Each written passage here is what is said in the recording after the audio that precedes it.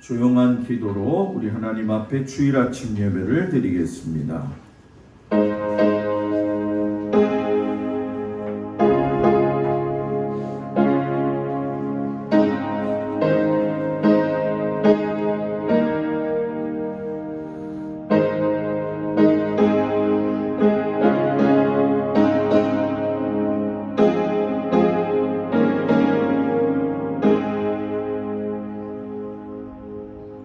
여호와께서 너를 지켜 모든 환난을 면하게 하시며 또 내 영혼을 지키시리로다. 여호와께서 너의 출입을 지금부터 영원까지 지키시리로다. 하나님은 영이시니 예배하는 자가 영과 진리로 예배할지니라. 아멘. 경배 찬양 26장을 찬양합니다.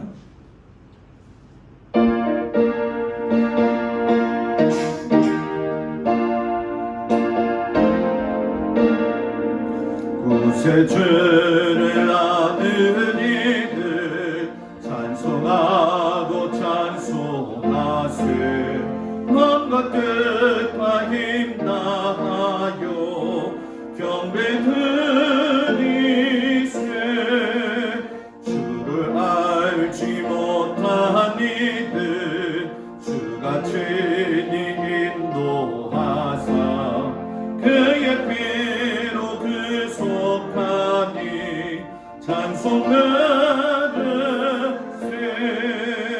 약한 사람도 음마다 시험 중에 참게 되니 모든 죄를 이기리을 믿음뿐이라. 진리 되시는 이 주는 영원토록 변함없네. 성도들아 주를 믿어 길이 섬기세. 아멘.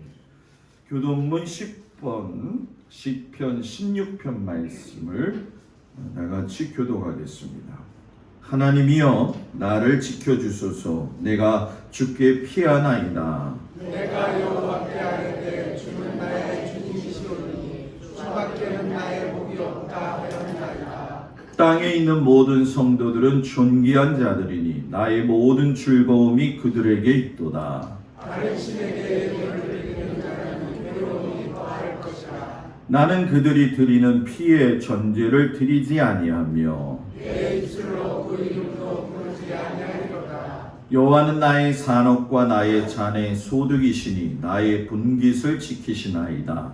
내 줄로 재어둔 유종은 아름다운 것에 있으며 나의 기업이 실로 아름답도다. 나를 훈계하신 여호와를 송축할지라. 밤마다 내 양심이 나를 교훈하도다. 내가 여호와를 항상 내 앞에 모시며 그가 나의 오른쪽에 계심으로 내가 흔들리지 아니하리로다.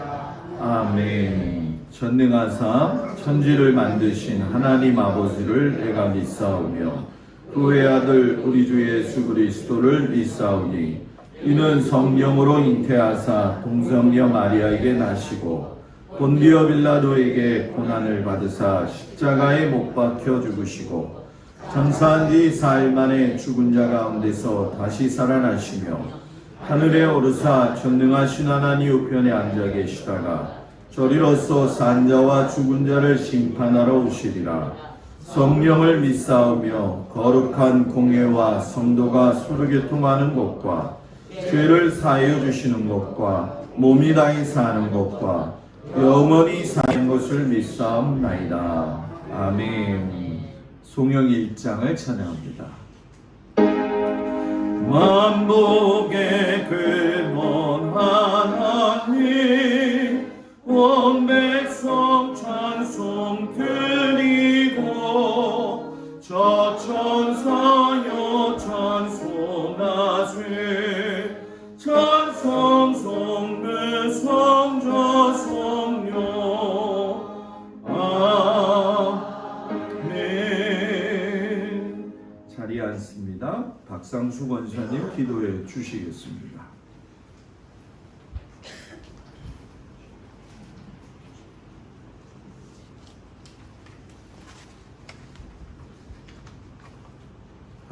기도하시겠습니다. 고맙고 감사하신 하나님, 부족한 저희들에게 한원 사랑과 은혜를 베푸시니 감사합니다. 거룩한 주일을 허락하시고 주님 전으로 발걸음을 인도하셔서 예배 드릴 수 있게 하시니 감사합니다. 지난 한 주간도 육신이 연약하여 알게 모르게 지은 죄가 너무나도 많은 줄 압니다. 모든 죄를 용서하여 주시옵소서. 하나님, 불안한 세상에서 저희들은 먹고 사는 문제로 늘 걱정하고 염려합니다. 하지만 공중의 새도 먹이시는 우리 주님께서 그런 문제로 염려하지 말라고 하셨는데, 모든 피조물보다 존귀하게 지음받은 존재로서 평안한 삶을 누리게 하여 주시옵소서. 아멘. 무더운 여름 날씨에 우리 육신이 지치지 않게 하시고 주여. 한결같은 신앙으로 날마다 힘과 능력을 얻게 하여 주시옵소서. 아멘. 하나님, 이 나라와 이 민족을 위해 기도합니다. 동족 상간의 유교를 기억하시게 하시고 다시는 그러한 비극이 일어나지 않도록 모든 위정자들에게 하나님을 두려워하며 백성들을 사랑하는 마음을 허락하여 주시옵소서. 아멘. 이 시간 북한 땅에도 하나님의 은혜가 함께 하셔서 복음이 전파되게 하시고 무너졌던 성전이 재건되며 하루빨리 평화적인 통일이 이루어지게 하시옵소서. 아멘. 또한 우리 교회를 지켜주시고 계속 부흥하게 하시니 감사합니다. 새로운 세기에 선교에 사한 큰 사명을 감당하게 하시고 하나님의 능력이 나타나는 재단으로 삼아 주시기를 원합니다. 아멘. 우리 목사님과 사모님 늘 강건함으로 지켜주시고 주여. 하나님의 말씀을 대언하실 때 하나님의 음성을 듣게 하여 주시옵소서. 아멘. 교회의 여러 기관들에게도 하나님의 크신 은혜가 넘치며 날마다 창대케 하여 주시옵소서. 예수 그리스도의 이름으로 기도합나이다. 아멘. 하늘에 계신 우리 아버지여, 이름이 거룩히 여김을 받으시오며 나라의 마옵시며 뜻이 하늘에서 이루어진 것 같이 땅에서도 이루어지이다. 오늘날 우리에게 일용할 양식을 주옵시고 우리가 우리에게 죄 지은 자를 사하여 준 것 같이 우리의 죄를 사하여 주옵시고 우리를 시험에 들지 말게 하옵시며 다만 악에서 구하옵소서. 나라와 권세와 영광이 아버지께 영원히 있사옵나이다. 아멘.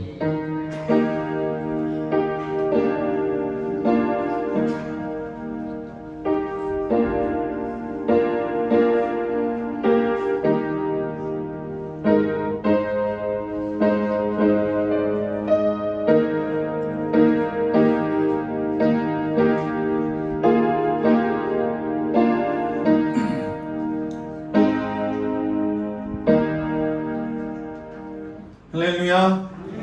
우리 옆 사람하고 최대한의 미소를 지으면서 인사 나눕니다. 시작. 샬롬. 당신의 미소와 인사는 보이는 복음입니다. 아멘. 역시 웃으면은 행복합니다. 오늘이 이제 6월 마지막 주죠. 어제 이제 6.25 사변 72주년이었는데 나라와 민족을 위해서 여러분 더 많이 기도하시기를 바랍니다. 다음 주는 7월 첫 주가 되어지죠. 맥주 감사 주일입니다.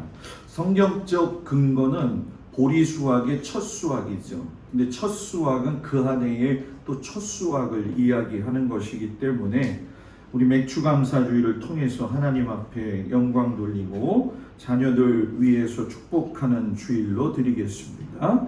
하나님이 도와주셔서 가을의 추수를 위해서 우리 성도들 애쓰고 수고하는데 많은 열매들 맺기를 축복합니다. 월상 예배 7월 1일 금요일 날 새벽 4시 40분 월상 예배는 굉장히 중요합니다. 근데 아직 제가 강조를 많이 안 하고 있는데 한 달의 시작을 담임 목사의 축복 기도로 꼭 시작을 하시고 목사님 내가 꼭 오고 싶은데 차가 없어서 못 옵니다 하시는 분은 저한테 전화하시면 아주 정중히 모시러 갈 테니까 오시기만 하면 되겠습니다. 오늘 특송은 충만속이고 다음 주 특송은 이제 소망과 희락과 감사, 믿음 속이 준비해 주시는데 소망, 희락, 감사, 믿음 속은 목요일 날 저녁 7시 30분에 이 자리에 모이셔가지고 연습을 하도록 하겠습니다. 그리고 기획위원한테도 말씀을 드렸지만은 연령별 찬양하는 거를 일단 유보를 좀 하겠습니다. 왜냐하면 권사님들이 너무 바빠요. 너무 바쁘고 성도들 피곤한데 내가 너무 부담 주는 거 아닌가 그런 생각도 들고, 또 한편으로는 찬송은 부를 수 있을 때 부르는 게 은혜거든요. 그죠? 그래서 그 다음 주부터는 자원하는 사람이 있으면은 특송을 하겠습니다. 하다못해 저라도 특송을 할 테니까 한번 여러분들이 마음의 감동대로 하셨으면 좋겠어요. 왜냐하면 모든 예배는 하나님께 영광 돌리는 거기 때문에 여러분들 꼭 제가 말씀드리는 목회자의 목회 철학을 꼭 기억하시기를 축복합니다. 1년 1인 1독 성경 읽기를 잘 감당해 주시고 예배에 소홀히하지 않는 성도들이 되시기 바랍니다. 예배가 생명줄인 것만큼 동아줄 놓으면 떨어졌어요. 생명줄 놓으면 안 될 줄 믿습니다. 오늘 고승준 집사님 와서 고맙고, 홍정희 집사님 우리 아들 시연이가 왔어요. 그래서 시연이랑 어저께 내가 약속은 안 했는데 자기가 온다고 했는데 앞으로 책임지겠죠. 몇 명 더 데리고 온다고 얘기는 하는데 그러면 목사님이 학생부 만든다 이렇게 얘기했거든요. 시연아 책임져라, 그렇지? 그렇게 해가지고 시작이 되어지겠습니다. 우리 최병원 집사님 오래간만에 얼굴 봐가지고 너무 좋고요. 자주 좀 보여주세요. 그죠? 7월 예배 여러분 기억하시고, 안내위원은 동일하고 한경미와 감사 은혜 수기하고, 헌금위원은 정경순 권사님, 김홍렬 권사님, 그리고 보리쌀 신청하신 분은 나가실 적에 보리쌀 가져가시면 되도록 하겠습니다. 유영희 권사님이 이번 주 수요일 날이죠. 어디 갔다 왔는지 모르겠는데 코로나가 걸렸어요. 그래가지고 지금 오늘 아침에도 제일 저한테 먼저 문자가 왔어요. 카톡으로. 목사님 하면서 막 구구절절히 쓰셨어요. 그래서 예배 드리는 게 너무 좋은데 막 썼습니다. 근데 반주자가 빠지니까 반주를 대신하는 사람 때문에 제가 가슴이 두근두근 거리고 있는데 그냥 그러려니 하시고 유 권사님 위해서 기도해 주시기를 바랍니다. 우리 하나님 앞에 379장 찬양하면서 귀한님을 드리겠습니다.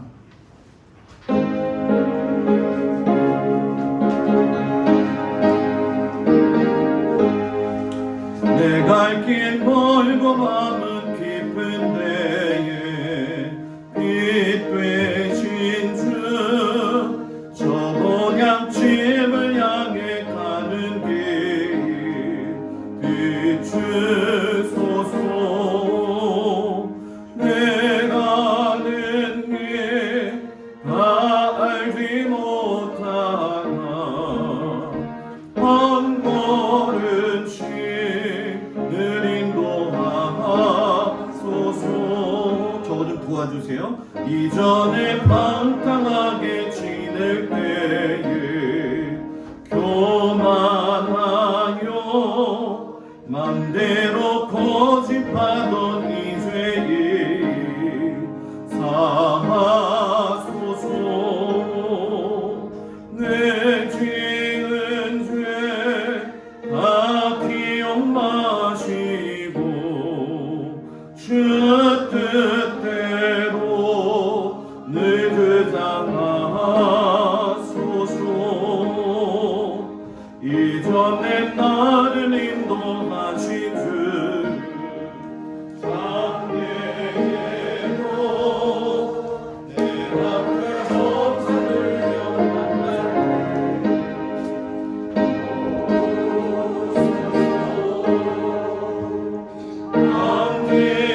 만나고 저 낡은 아침에 기쁨으로 내 주를 만나리. 아멘.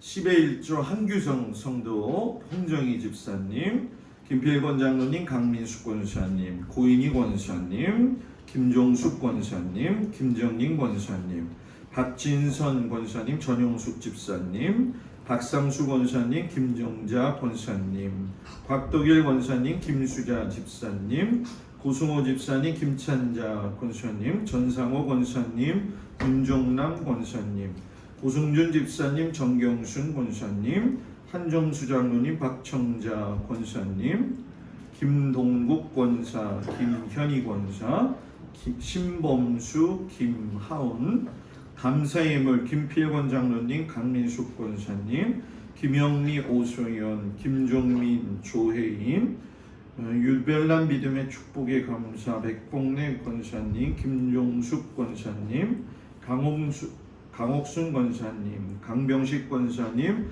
오정희 권사님, 박상수 권사님, 김정자 권사님, 김미자 권사님, 범사에 감사합니다. 윤정남 권사님, 신방감사 한규성 성도, 홍정희 집사님, 한시영, 감사의 예물 민명석, 최영애 권사님, 최병원 집사님, 곽덕일 권사님, 김수자 집사님, 한정수 장로님, 박청자 권사님, 구인의 장로님, 조군자 권사님, 김동수 목사, 김지영 사모, 선교예물 김종숙 권사님, 상일 감사예물 김동수 목사 드렸습니다. 기도합니다.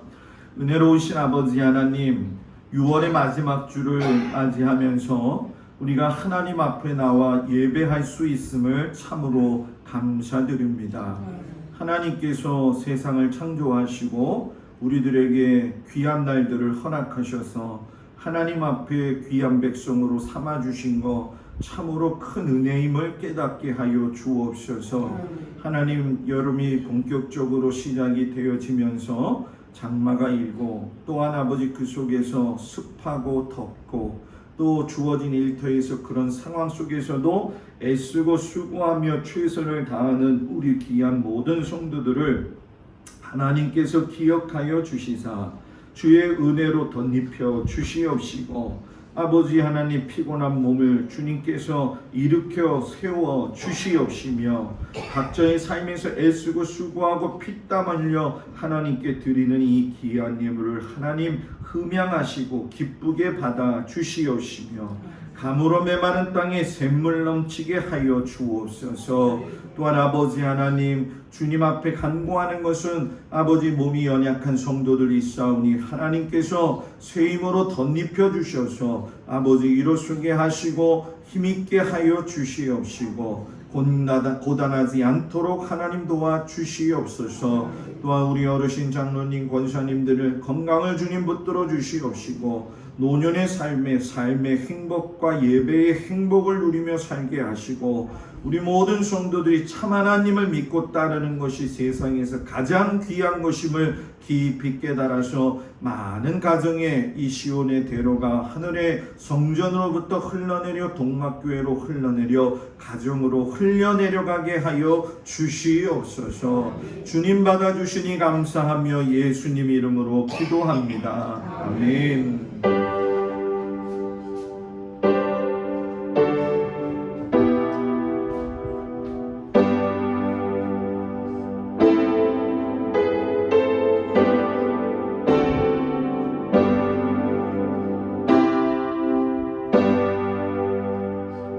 자리에 앉습니다. 하나님 말씀 보도록 합니다. 사무엘상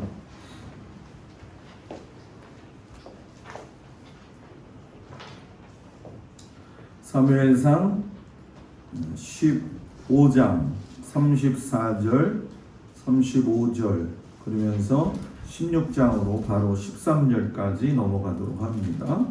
사무엘상 15장 34절에서 35절에서 16장 1절 13절까지 넘어가도록 하겠습니다. 말씀은 구약성경 433쪽에 나와 있습니다. 말씀을 봉독해 드립니다. 433쪽. 이에 사무엘은 라마로 가고 사울은 사울 기브와 자기의 집으로 올라가니라. 사무엘이 죽는 날까지 사울을 다시 가서 보지 아니하였으니 이는 그가 사울을 위하여 슬퍼함이었고 여호와께서는 사울을 이스라엘 왕으로 삼으신 것을 후회하셨더라. 여호와께서 사무엘에게 이르시되 내가 이미 사울을 버려 이스라엘 왕이 되지 못하게 하였거늘 내가 그를 위하여 언제까지 슬퍼하겠느냐. 너는 뿔에 기름을 채워 가지고 가라. 내가 너를 베들레헴 사람 이새에게로 보내리니 이는 내가 그의 아들 중에서 한 왕을 보았느니라 하시는지라. 사무엘이 이르되 내가 어찌 갈 수 있으리까. 사울이 들으면 나를 죽이리이다 하니 여호와께서 이르시되 너는 암송아지를 끌고 가서 말하기를 내가 여호와께 제사를 드리러 왔다 하고 이새를 제사에 청하라.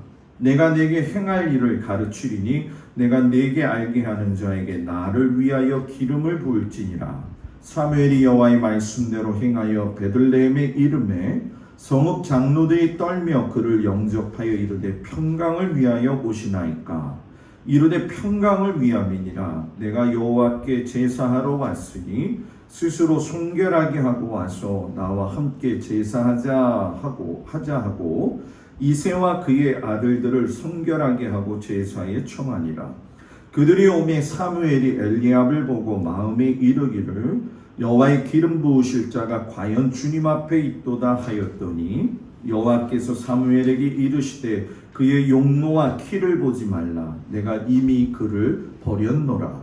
내가 보는 것은 사람과 같지 아니하니 사람은 외모를 보거니와 나 여호와는 중심을 보느니라 하시더라. 이새가 아비나답을 불러 사무엘 앞을 지나가게 하매 사무엘이 이르되 이도 여호와께서 택하지 아니하셨느니라 하니 이새가 산마로 지나게 하매 사무엘이 이르되 이도 여호와께서 택하지 아니하셨느니라 하니라. 이새가 그의 아들 7을 다 사무엘 앞으로 지나가게 하나 사무엘이 이새에게 이르되 여호와께서 이들을 택하지 아니하셨느니라 하고 또 사무엘이 이새에게 이르되 내 아들들이 다 여기 있느냐. 이새가 이르되 아직 막내가 남았는데 그는 양을 지키나이다. 사무엘이 이새에게 이르되 사람을 보내어 그를 데려오라.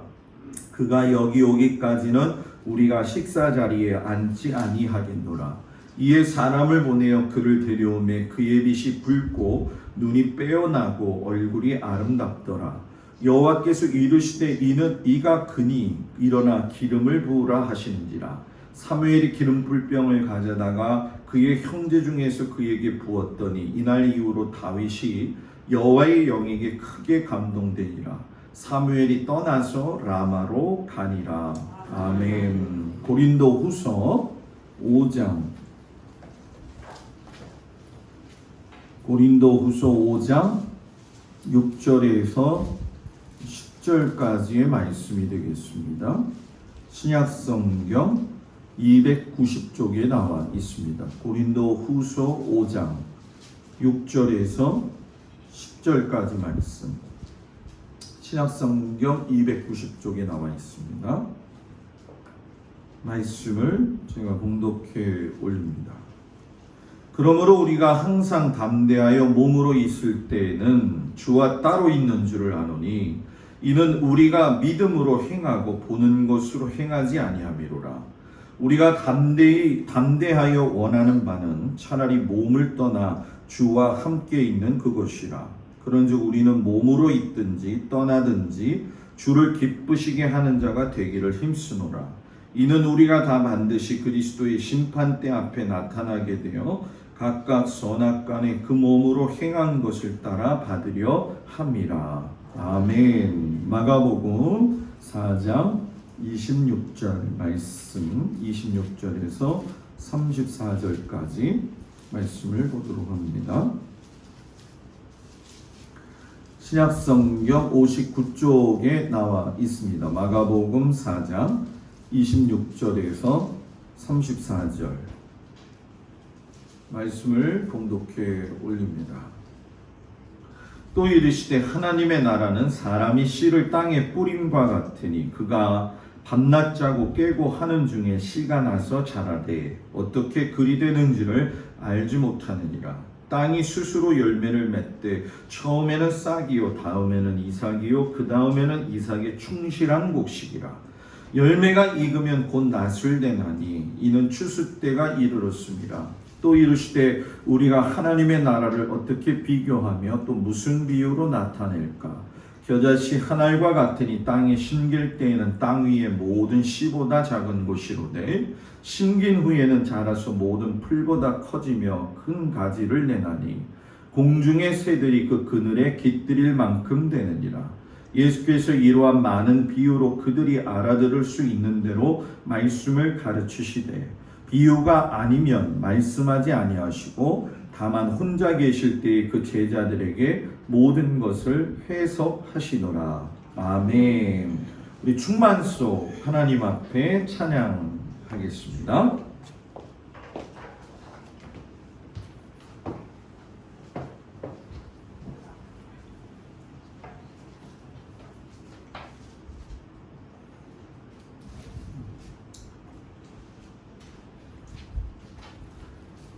나오는데 한 30분 걸린대요. 30분도 더 걸려.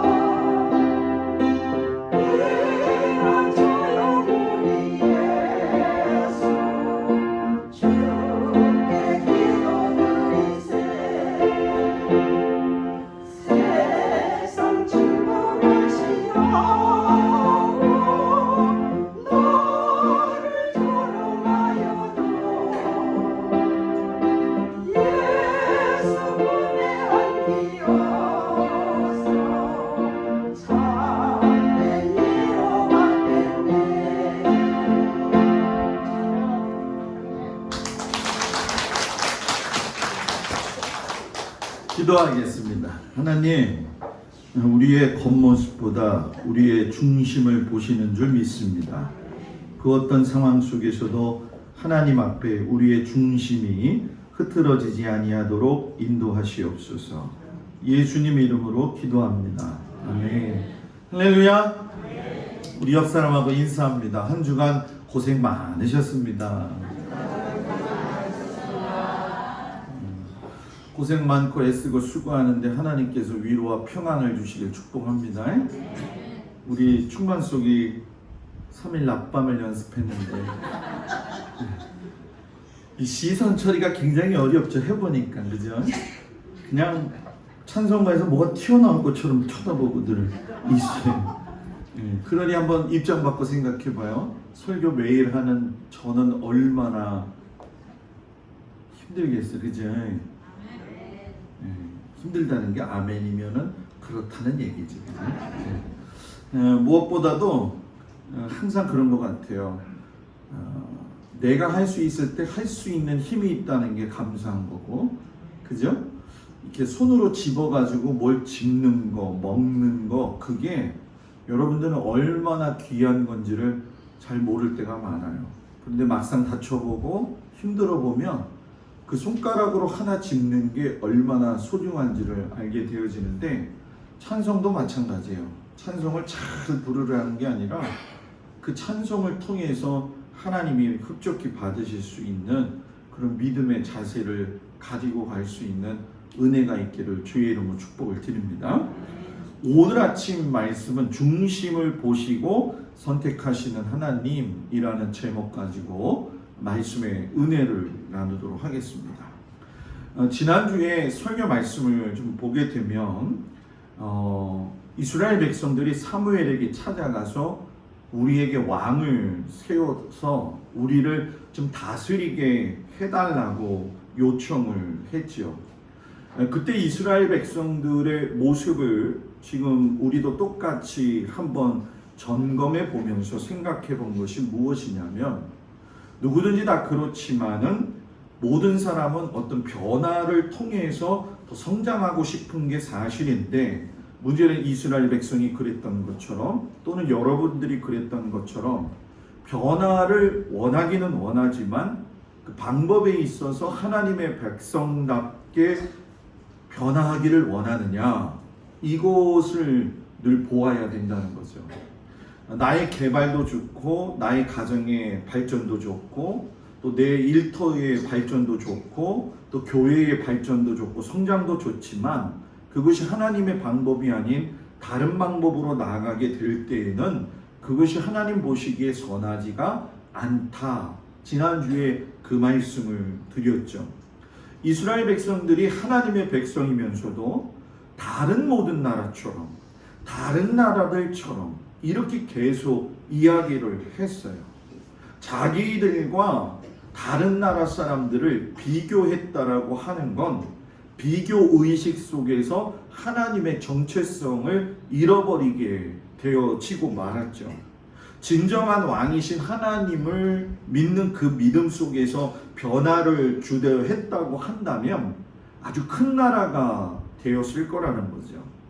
이스라엘 백성들을 그런 강대국들 틈 사이에서 살게 하셨던 거는 악인이 형통하는 것을 부러워하라고 살게 하신 것이 아니라 그 속에서 너희가 더디 발전하고 조금 현실적으로 다른 나라들보다도 가난한 삶을 산다 할지라도 떡이 아닌 하나님의 말씀으로 사는 것이 무엇인지 너희들의 삶을 통해서 보여주고, 신실하고 경건한 삶을 살아가는 것이 얼마나 하나님의 백성으로서 품이 있는 삶이냐라고 하는 것을 우리 하나님이 원하시면서 속 깊은 뜻을 가지고 계셨죠.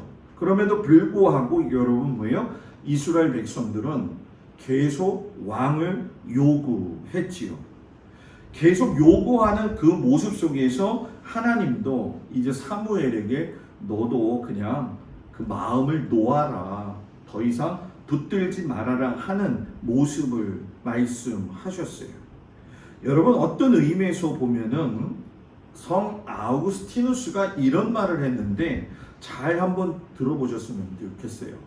하나님은 우리의 협조 없이 우리를 창조하셨지만 우리의 협조 없이 우리를 구원하시지는 않는다, 이 말을 했어요.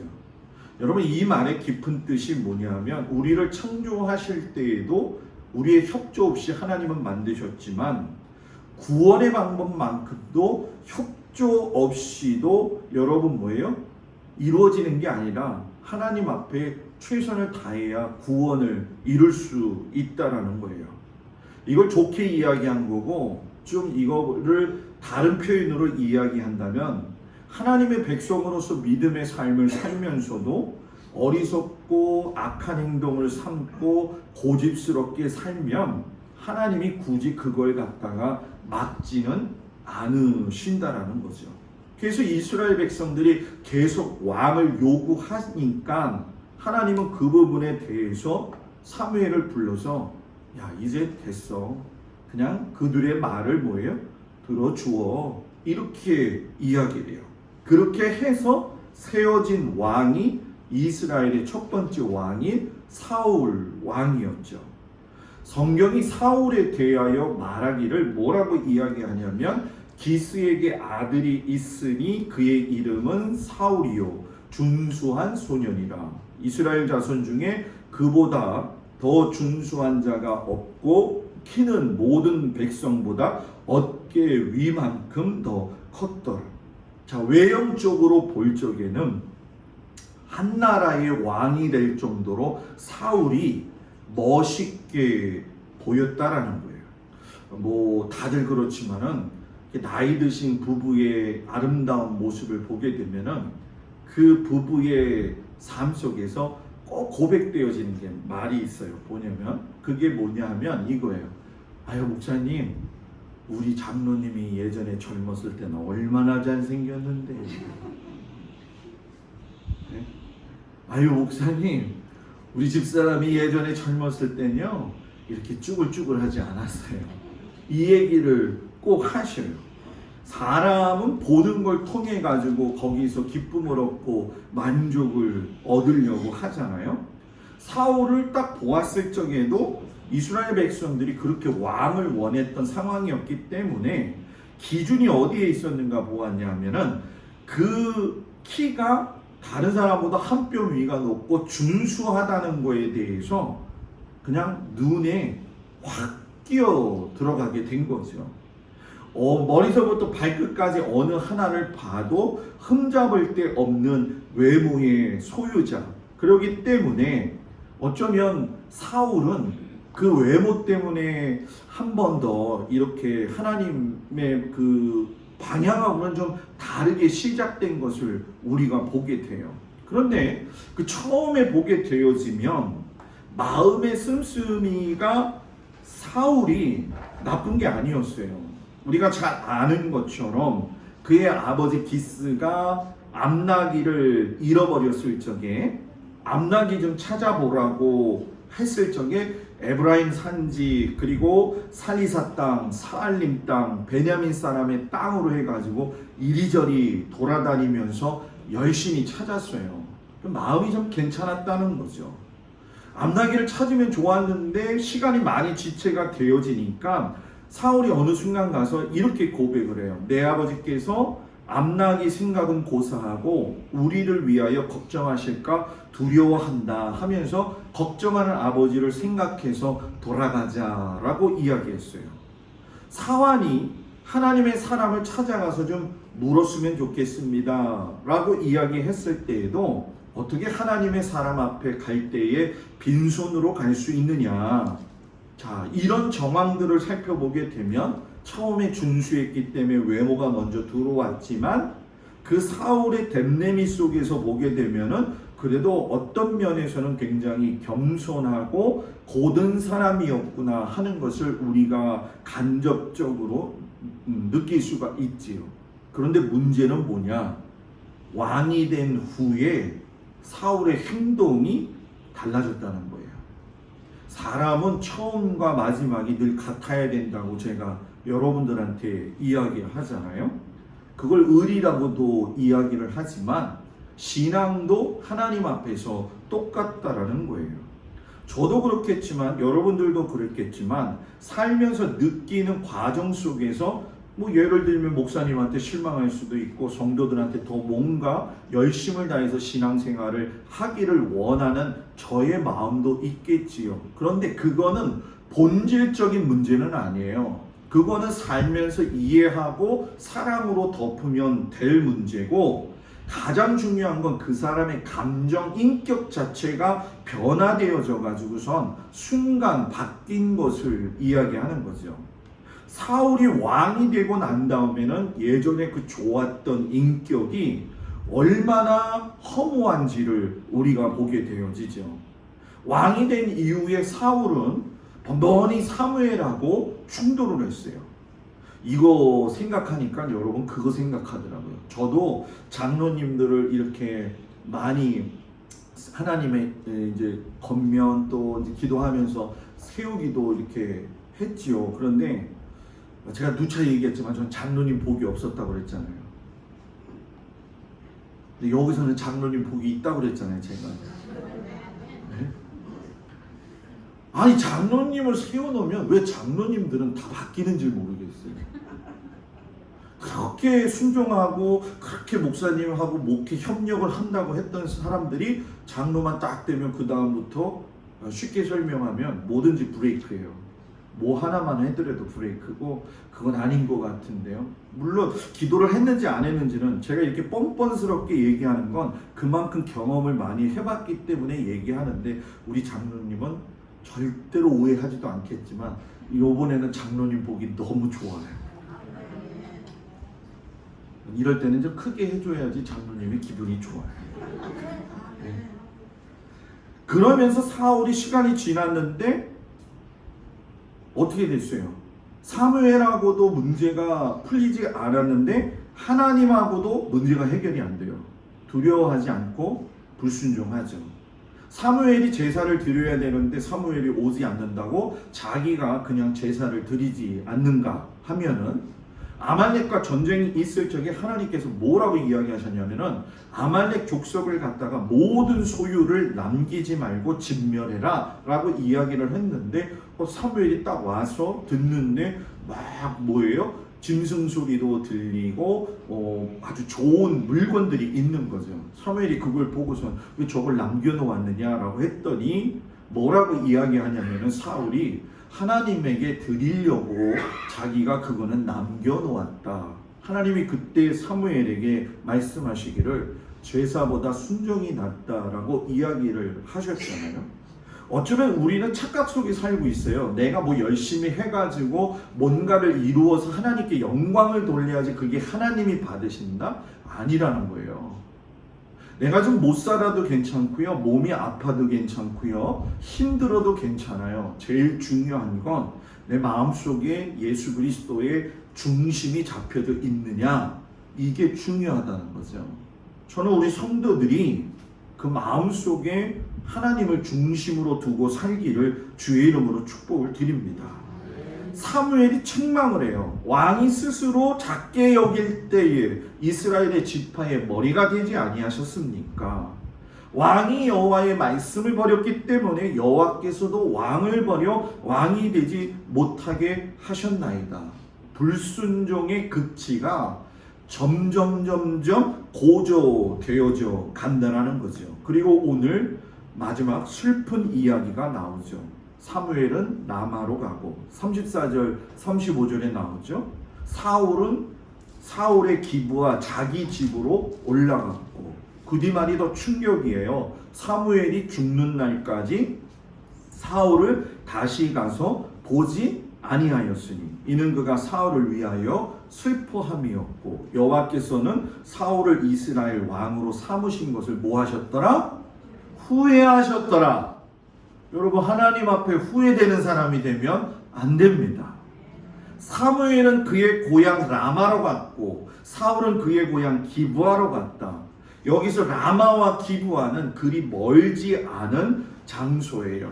시간적으로도 보면 얼마든지 찾아가서 이야기할 수 있음에도 불구하고 두 사람은 죽는 날까지 서로 쳐다보지 않았더라는 거예요. 그런데 그 뒤에서 사무엘이 죽는 날까지 쳐다보지 않았을 때 어떤 개인적인 감정을 가지고 미워해 가지고 보지 않은 것이 아니라 실패한 왕이었기 때문에 선지자로서 자기가 더 이상 해줄 게 없기 때문에 연민의 모습을 가지고 보지 않았다라는 거예요.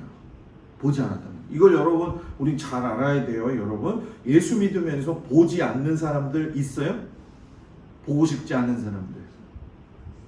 지금 딱 이야기하는데 머릿속에서 갑자기 번개처럼 떠오르는 사람이 있어요? 누가는 있다 그러도 한 것 같고 없다 그러도 한 것 같기도 하고 그런데 여하튼 중요한 건 뭐냐 여러분 보지 않는다라고 하는 것이 이 사무엘이 사울을 보지 않는다는 개념하고 내가 인간적인 감정에 의해서 기분이 나빠가지고 보지 않는다는 것 좀 분별해서 여러분들이 신앙생활 했으면 좋겠어요. 이거를 착각하기 때문에 하나님을 믿으면서도 용서와 사랑에 대한 것이 제대로 무엇인지를 알지 못할 때가 많이 있는 거죠. 하나님마저도 사울을 왕으로 삼은 것에 대해서 후회하셨다는 이야기를 들을 적에 여러분 제 가슴이 철렁한 건 뭐냐? 하나님이 저를 볼 때, 여러분들을 볼 때, 야, 동수를 목사 만든 걸 내가 후회한다. 동수를. 김필건 장로를 내가 장로 만든 걸 후회한다. 장로님 미안해. 내가 꼭 그러려고 그런 건 아닌데 나도 했잖아요. 그제? 여러분들을 하나님이 이 세상에 만들어 놓았는데 야, 너 만든 게 후회스럽다. 이런 말을 듣는다고 한다면 우린 여러분 얼마나 지금 시간 낭비를 하면서 사느냐는 거예요. 성경은 사울이 몰락해가는 모습을 아주 안쓰럽게 이야기해요. 사무엘상 16장 14절에 보면 여호와의 영이 사울에게서 떠나고 여호와께서 부리시는 악령이 그를 번뇌하게 하는지라. 여러분 이거 굉장히 중요한 내용이에요. 왜냐하면 교회마다 가면은 분란나고 교회에서 문제를 일으키는 사람들을 보게 되어지면 이 말씀이 그대로 적용되는 거예요. 그 사람에게 뭐가 떠났다는 거예요?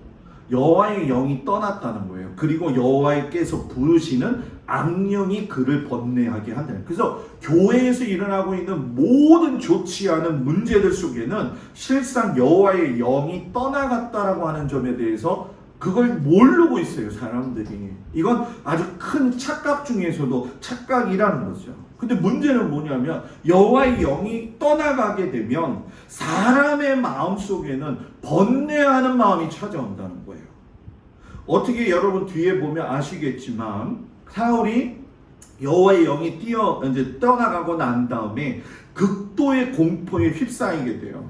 그래서 음악 치료를 받아야지만이 살 수밖에 없는 처지가 되어졌죠. 그래서 다윗이 와가지고 수금을 손으로 탈 때에 악령이 잠시 떠나가는 상쾌함을 느끼죠. 그런 어린 다윗이 전쟁에 나갔다가 골리앗이라고 하는 장군을 갖다가 쓰러뜨리고 다음 주에 이제 골리앗과의 전쟁에 대한 이야기를 좀 연결해서 할 건데 그때 다윗이 백성들에게 친송을 듣는데 여러분 여호와의 영이 떠나게 되니까 질투의 몸부림을 치기 시작을 해요.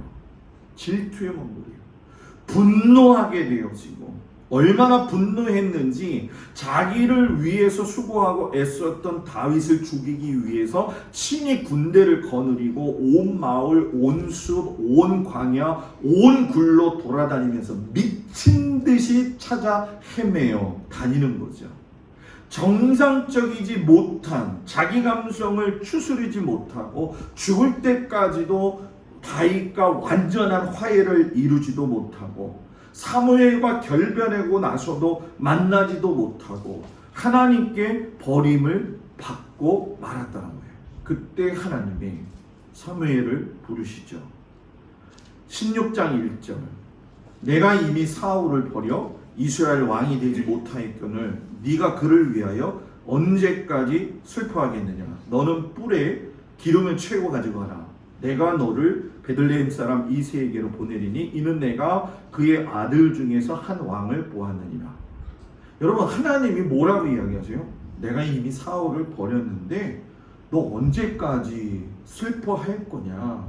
넌 지금 일어나서 이새에게 가라. 하나님이 하시는 말씀이 여러분 뭔지 아세요? 나는 내가 그들 아들 중에서 한 왕을 보았다. 사람은 보지 못했던 걸 하나님이 이미 보고 계시고 있었다는 거예요. 사무엘이 하나님의 선지자였고 사사였지만 하나님께서 말씀하시는 거에 귀 기울이지 않고 자기 감정에 빠져 있으니까 하나님의 뜻을 모르잖아요. 그래서 목사들이 자기 감정을 잘 다스려야 되는 것, 그리고 성도들이 하나님 앞에서 여러분들의 감정을 잘 다스려야 되는 이유가 뭐냐면 하나님의 음성을 듣지 못한다는 거예요. 뭐 예를 들어서 여러분들이 지금 설교 말씀을 듣는데 설교 말씀을 들으면 전부 다 하나님의 말씀을 들리느냐? 아니라고 보아요, 저는. 왜냐하면 하나님이 그 마음을 열지 않으시고 하나님이 그 속에 있지 않으면 울리는 뭐와 같다고요? 꽹가리의 소리밖에 지나지 않는다는 거죠. 그래서 오늘 아침 말씀에도 이사야 1장 3장까지 보시면 나오셨지만 하나님은 제사 드리는 것보다도 더 중요한 걸 순종하는 거, 통회하고 회개하는 거를 기뻐하신다고 하셨잖아요. 새로운 왕이 있다. 근데 하나님이 보아두신 새 왕은 어떤 인물이었느냐? 잘생긴 사람? 똑똑한 사람? 용감한 사람? 이건 여러분 우리들이 보는 기준이죠. 제가 서울에서 목회할 적에 참 당황스러웠던 부분이 한 가지가 있었어요. 그게 뭐냐 하면은 지방에서 이제 목사님들이 이제 특송을 하는 그런 순간이 있었어요. 근데 그 갑자기 시킨 거죠. 그래가지고서는 제가 이 좀 편한 옷을 입고 갔는데 나가는 게 좀 그렇더라고요. 그래서 안 나갔어요. 다른 목사님들은 나가서 부르신 분도 있고 안 부르신 분도 있죠. 같이 갔던 권사님들이 제 얼굴을 뒤돌아보가지고서는 이러고 있는 거예요. 그래서 왜요? 그랬더니 우리 목사님, 이것도 내 착각인지 모르겠지만 우리 목사님이 저기 섰어야 되는데 잘생긴 목사님이 저기 섰어야 되는데 제가 그랬어요. 뭘 잘생겨요? 목사를 자랑거리 하지 말고, 물론 목사님이 자랑스러울 때도 있겠지만 그게 우리가 하나님께 영광을 돌리는 기준에 대해서는 안 된다. 그냥 그걸 다독이면서 오는데 여성교회 회장이 뿔딱지가 나가지고 입이 대빨 나와가지고서는 얼마나 꽁알꽁알꽁알거리는지. 그래서 그 다음부터는 아예 안 갔어요. 왜 시험 들게 하는 것 같아서. 여러분, 기준을 어디에다 잡냐는 거예요. 여러분들이 사람을 자꾸 보여지는 것만으로 기준을 잡으니까 다른 사람이 딱 그러잖아요. 저 목사님은 참 첫인상이 좋았어. 저 장로님은 첫인상이 좋았어. 저분은 참 첫인상이 좋았어. 그리고 시간 지나면 여러분, 인상은요 다 변해요. 아무리 이쁜 여자, 아무리 잘생긴 남자도 시간 지나면요 다 쭈글쭈글해지고요. 보톡스 100번을 맞아봐요. 전부 다 쭈글해집니다. 그런데도 여러분 그게 자랑거리라고 왜 생각을 하냐는 거죠. 외형적인 모습 때문에 지금 사울의 문제가 시작이 되어진 거잖아요. 딱 찾아가가지고 이새의 집에 아들이 8명이나 있는데 큰 아들이 탁 엘리압이 왔어요. 그러니까 이 사무엘이 얼마나 그 아들이 준수했는지 뭐라고 이야기하냐면 여호와의 기름 부으실 자가 과연 주님 앞에 있도다. 얼마나 감탄하면서 이야기했겠어요. 근데 여러분 여기서 정말 사람이 연약하다는 게 용모가 준수했던 사울로 인해 가지고 그렇게 실망을 했었던 사무엘인데도 마지막까지 또 뭘 봐요? 외모로 본다는 거예요. 외모로. 그 순간 하나님의 말씀이 사무엘로 하여금 정신 차리게 하시죠. 7절의 말씀, 그의 용모와 키를 보지 말라. 내가 이미 그를 버렸노라. 내가 보는 것은 사람과 같지 아니하니 사람은 외모를 보거니와 나 여호와는 중심을 보느니라.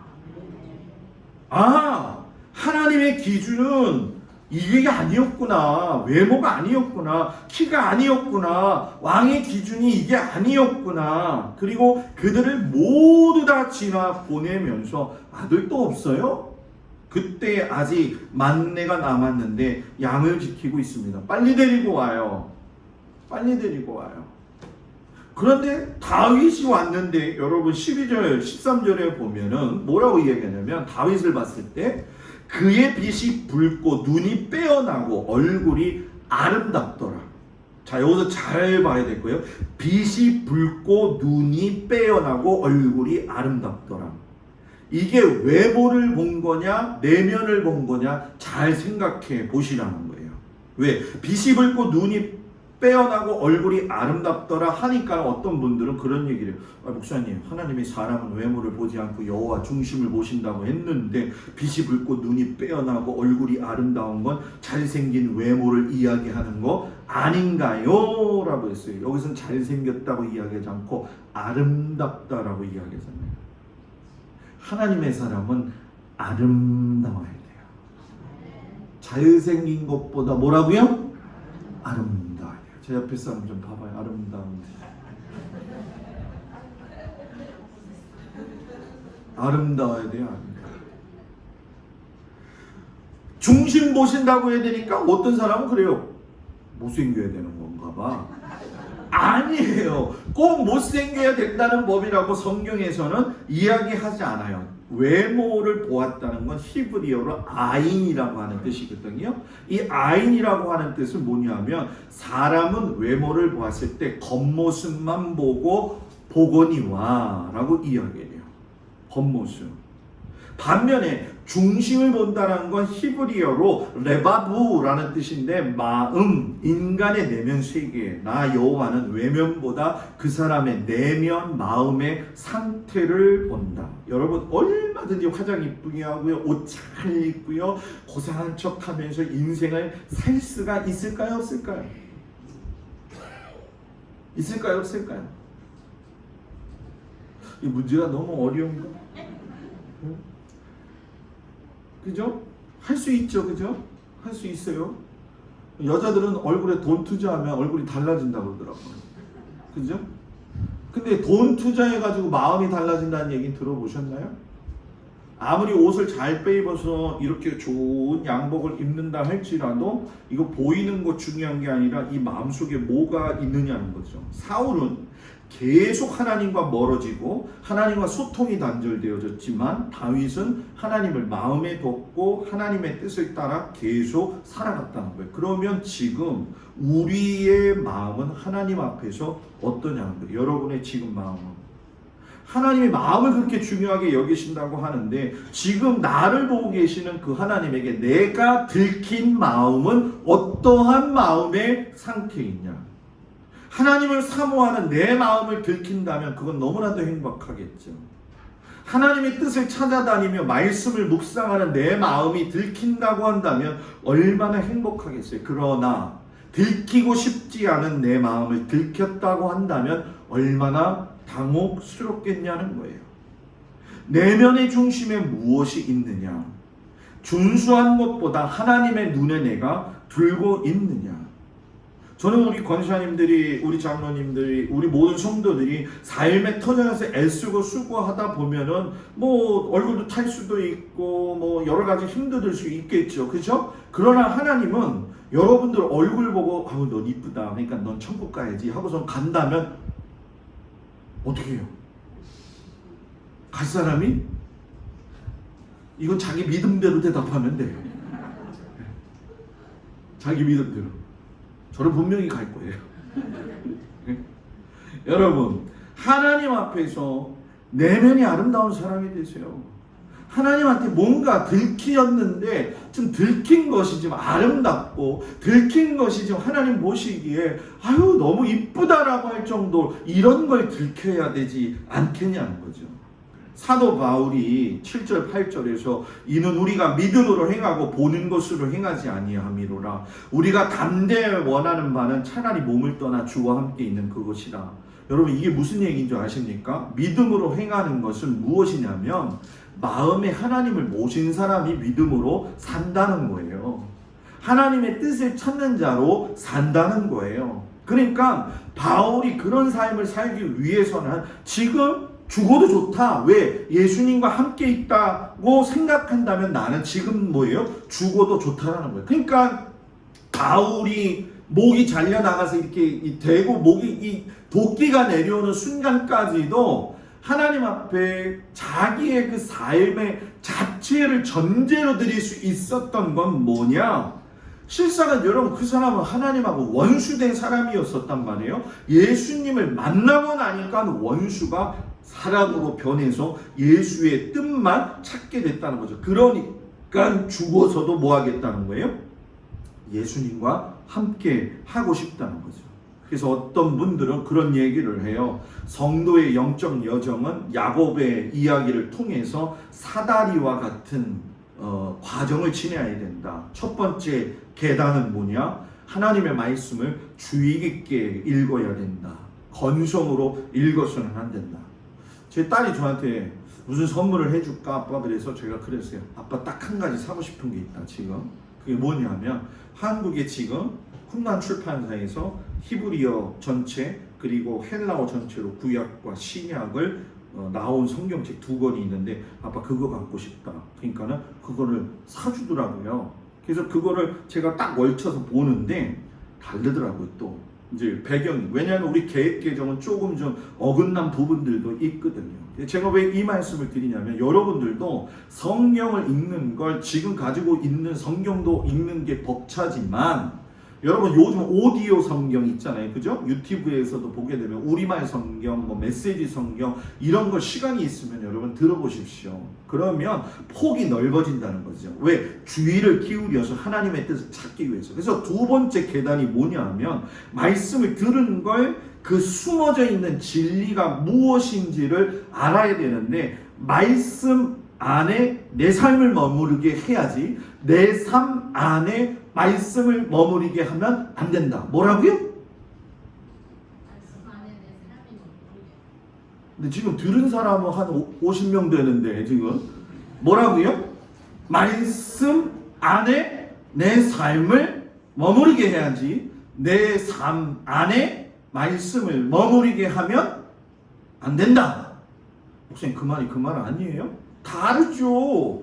말씀 안에 내 삶이 머무르면 내 감정이 말씀 안에서 컨트롤 받을 수가 있어요. 그런데 내 삶 안에 내 하나님의 말씀이 있으면 내 삶이 요지부동하면 좋은데 막 요동치면 감정에 따라서 하나님 말씀도 받아들이고 받아들이지 않고 넉다운되고 하게 되어지는 거죠. 그래서 대개 경우가 여러분 하나님의 말씀을 들을 적에 씹고 먹고 분해하고 그래야 되는 과정이 필요해요. 여러분 음식이 빨리 먹어야 돼요? 천천히 먹어야 돼요? 저도 빨리 먹는 편인데 왜 천천히 먹는 거죠? 문제가 좀 어렵나요? 왜 천천히 먹는 거예요? 2가지 이유가 있어요. 하나는 소화 능력을 위해서, 하나는 음미하기 위해서, 맛을 느끼기 위해서.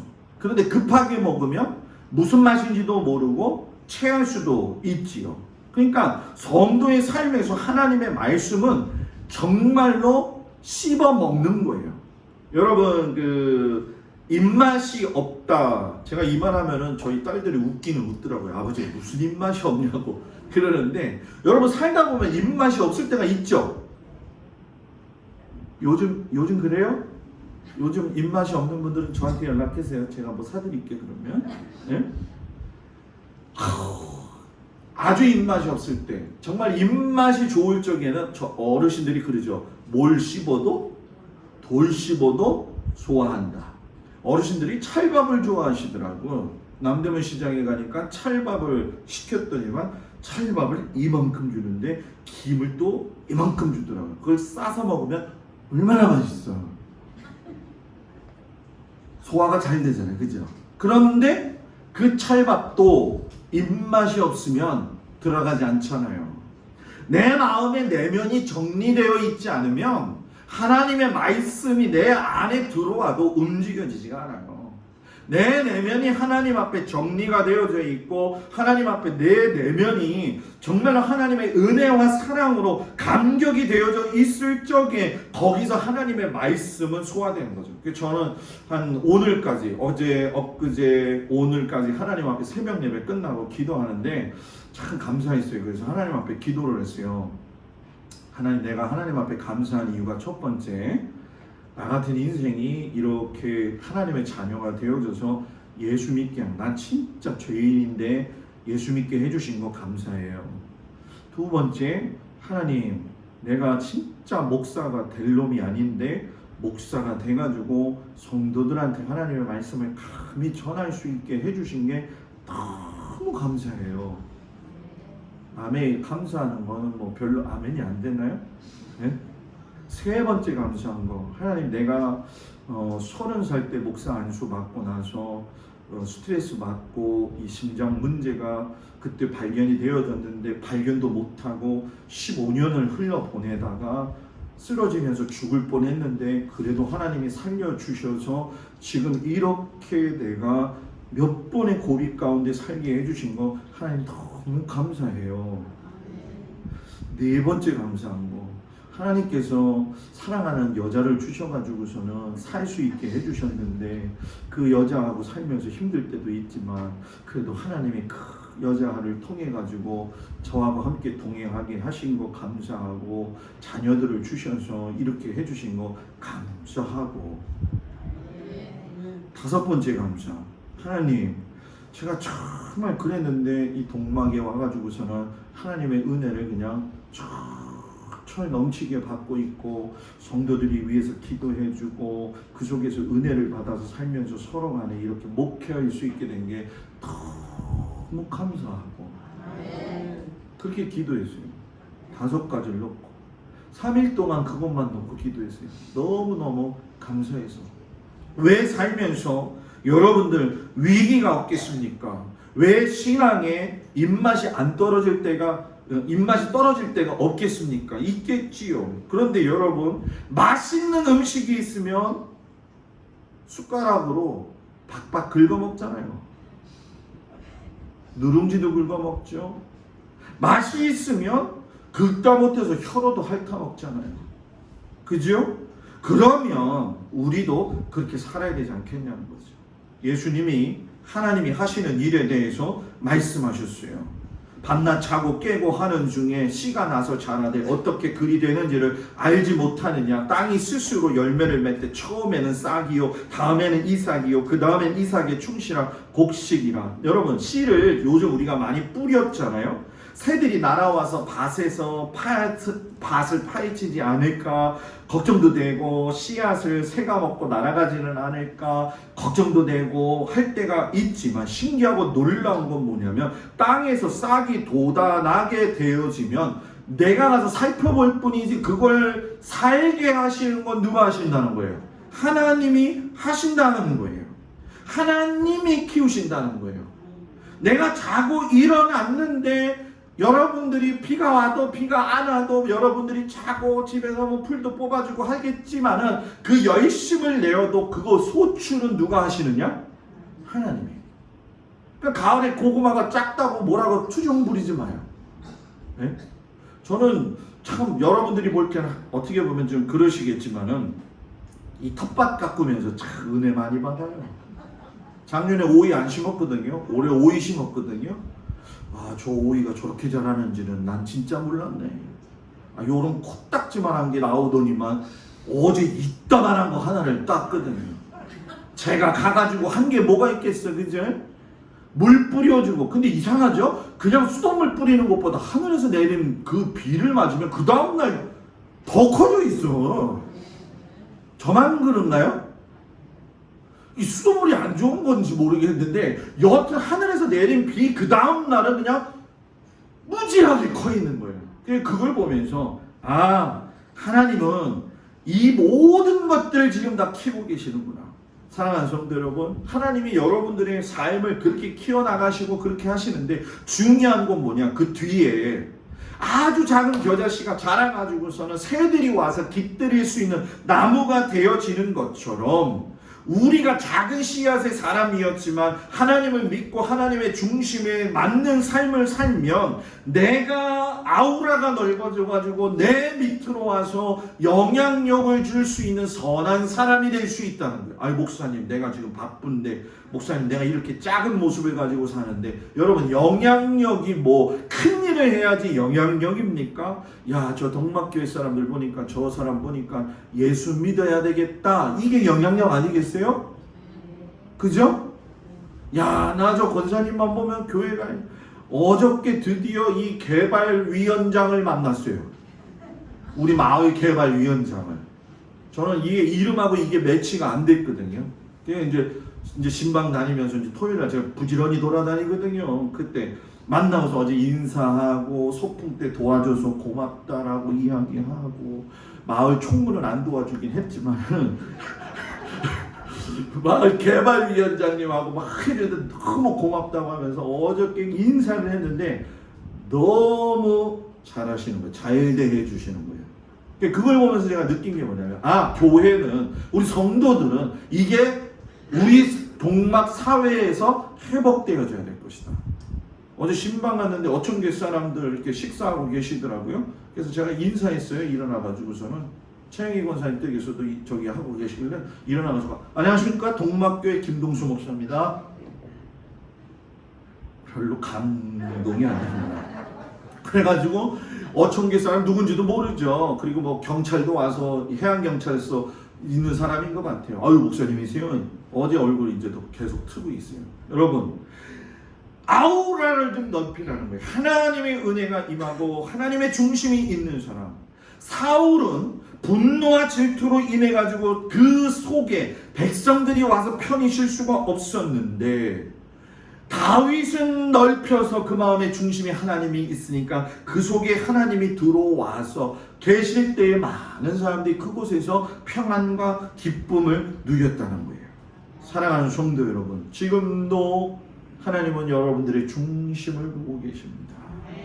어떻게 살 것인지, 나를 나대게 하는 것은 하나님이시지, 이 믿음의 고백을 하면서 새들이 와서 쉴 수 있는 믿음의 나무가 될 수 있는 사람.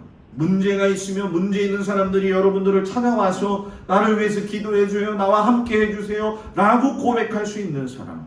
이번 한 주간 동안 날씨가 여러 가지 덥고 어렵고 힘들겠지만 영향력을 주고 그 마음의 중심에 하나님을 잘 모시고 살아서 믿음으로 승리하는 우리 귀한 백성들, 귀한 성도들 되기를 우리 주 예수 그리스도의 이름으로 축복합니다.